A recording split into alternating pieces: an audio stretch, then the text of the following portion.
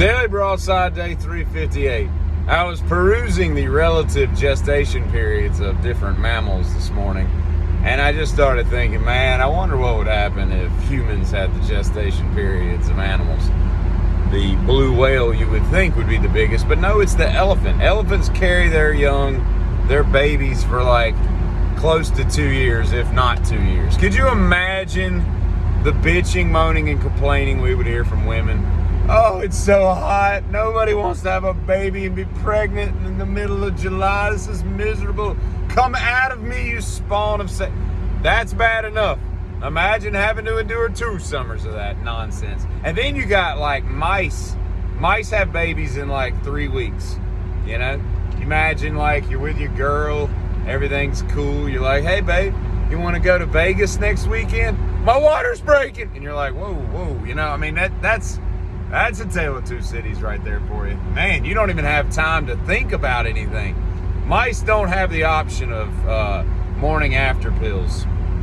They don't get because that stuff that's just ripping off babies right there, man. You're just spitting them out like crazy. And dear Jon Stewart, if you think you're so cunning, why don't you actually involve yourself in a debate with someone who's a little bit more wise on the issue?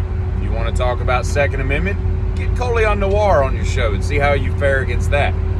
You want to talk about what a woman is? Get Adam Walsh on there. At least you'll have a much more spirited debate and not beating up some moron schmo from Congress. I mean, those people are idiots. Why would you think that that's a winnable debate? It's always a winnable debate. They're morons.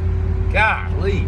Anybody has to pander for votes and likes in life to get where they want to be is an adult. And apparently Africa is splitting. There's a huge fissure. I say huge, relative to the continent, it's not that big. But I think it's like 50 miles long, or maybe it's 50 feet wide. I don't remember, but there's a big fissure that's splitting down the middle of Kenya. And geologists think that it's eventually going to make it split into 2 continents. You know how weird and cool that would be? It's like the opposite of Pangea. Or is that Pangea? No, yeah, that is Pangea. Pangea was all of them stuck together, and whatever the process by which Pangea broke apart, theoretically, if you believe that a mass that large could float hundreds of miles across an ocean. Nevertheless, time and energy will create anything, but wouldn't that be cool? And who gets to call it Africa?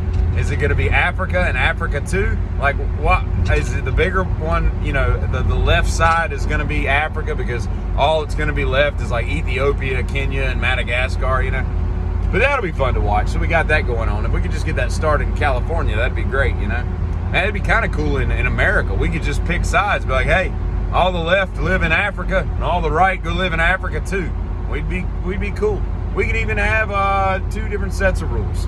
Hell, just become 2 different countries. And I don't know if you've heard about this girl that, I don't know, like a year or so ago, she's in prison right now, I think, or jail, and I think she's awaiting trial for murder, but she puts her boyfriend in a suitcase and then videos him begging for her to let him out.